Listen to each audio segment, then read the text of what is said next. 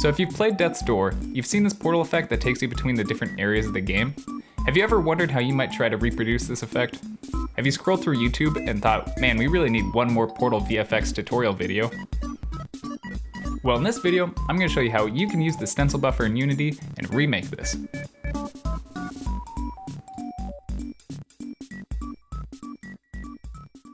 So the first thing you're going to want to do is to take an empty Unity scene and then spend an unreasonable amount of time crafting a 3D environment for your first YouTube video when you already have no subscribers. But once that's out of the way, let's look at our reference and then think about how we want to do this. So in general, if you see an effect that's constrained to a specific area of the screen space, you might consider using the stencil buffer in order to reproduce it. But first, we gotta know what the stencil buffer actually is. You can think of the stencil buffer as a 2D array or kind of like a texture with the same dimensions as your rendered output. Except the stencil buffer is only an 8-bit buffer, which means it can only store a value from 0 to 255. When an object writes to a rendered pixel on our screen, it can also store a value at the same location in our stencil buffer. If you were to visualize it, it would kind of look like this black and white image that I've set up here. But where this becomes useful is that every object can also perform a stencil test before it renders. Let's say I have this cube and I write the value 255 into the stencil buffer. Now, if I add a sphere, I can make it do a stencil test, so it only draws on pixels that have a stencil buffer value of 255. Naturally, it's invisible right now because it's on the left side of the screen, but if I drag it over to the right where the cube is, you'll see that it renders kind of in a masked area. Alright, let's talk about implementation now. If you're wondering how you can do this in the shader graph, you can kick rocks because it's not supported. You're either going to have to bust out your coding or ChatGPT skills and make these shaders from scratch. Luckily, there's not a lot of text you actually have to write. You can just add this stencil test block into the top of your rendering pass. If we want to render only where the stencil buffer has the value of 255, we would add a ref keyword and set it to 255 as that's the value that we want to compare against.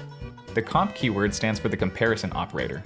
In this case, we want to make sure that the value in the stencil buffer is equal to 255. For any pixel where this isn't true, it's going to fail the stencil test and that pixel won't be rendered.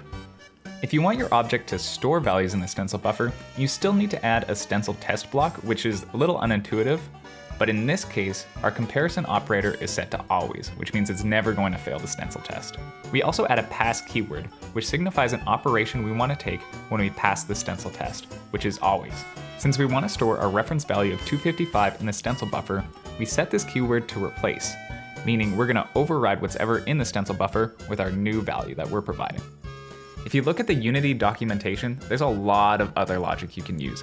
I don't think I've seen like 90% of it ever used, but I don't know, it's there if you need it. Okay, let's start actually making this thing. I first created this hallway, which is really just a box with its normals flipped to look like it's inverted. This is what's going to be behind the door, or the world that the door is opening into. Next, I actually take my door and align it with the hallway so it's flush up against it. Lastly, I've created an invisible mesh in the shape of our door frame. This is what's going to write to our stencil buffer and ultimately determine where we want to render our door and background. After giving our background a bit of an emissive glow, it's all ready for a stencil setup. The plan is so simple I don't see how it can fail. First, render our invisible door mask and have it store the value of 1 into our stencil, and then just render our door and background only where the stencil has a value of 1. With that, we should be good to go. Just gotta set up the values and... Okay, so it's not quite that easy. If you open the door, it actually does render correctly. Everything inside this interior section is masked by the stencil buffer. The problem is that everything in the exterior of the door isn't actually guaranteed to be in this little door frame. This is a bit of a challenge. We want any part of the door that hasn't opened inward yet to still render normally.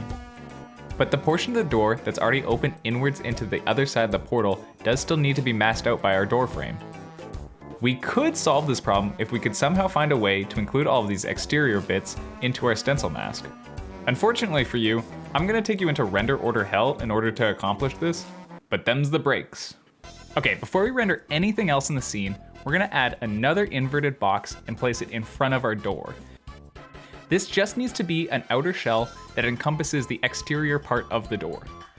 This is actually going to be completely invisible, but it is going to still write to the depth buffer, which is a buffer that stores the camera depth of every pixel in the scene. Next, we're gonna render our door, but have it do a depth test so it gets cut off for anything behind this box. This is actually gonna be an invisible render as well, but have it rendered only to the stencil buffer. This leaves us with a nice stencil mask only where the door is outside of the door frame. And if we combine that with the existing stencil test that we've done before, we get a perfect stencil mask both in the exterior and the interior of the door. But remember, we messed up our depth buffer in order to do this, so we're gonna have to go back and fix it in order for the rest of the scene to render correctly. The way to do this is to re-render our inverted box again, but instead use this shader that doesn't do anything other than resetting the depth back to 0. We're not quite done yet though. Because our portal has no depth, when we render the rest of our scene, it's gonna render on top of it. I promise this is the last invisible mesh that we're gonna have to throw in there. It's just the door frame again. It's doing a simple depth right, so nothing behind it renders in front of it. Now our effect should blend in nicely once we render the rest of our scene. Let's take a step back, throw it all into a prefab, and act like we're not doing anything crazy. The bird is set up in pretty much the exact same way as the door. I make sure that's in the exterior hallway once the door opens, and it has all the same stencil tests and stencil rights as the door does. You could keep polishing this. I think this is already complex as it is, so I'm just gonna end here. There's still a few things that you might wanna change. For instance, if you look behind the door once it's already opened, you kind of get this weird rendering bug. But also, I'm not even really sure what this is supposed to look like, and I'm a game developer, not an astrophysicist, so I'm not even gonna worry about it. Anyways, I know that's a lot of information, but I've made the whole project free to download in the description. I really highly recommend that you download it and play around with it if you have any more questions, just to figure out how it works. I've tried to keep this video pretty brief because honestly, I think you learn a lot more by experimenting rather than following a video step by step. I hope you enjoyed this video. If you see any tech artifacts in other video games and you wonder how it's made, please let me know. I might make a video on it later.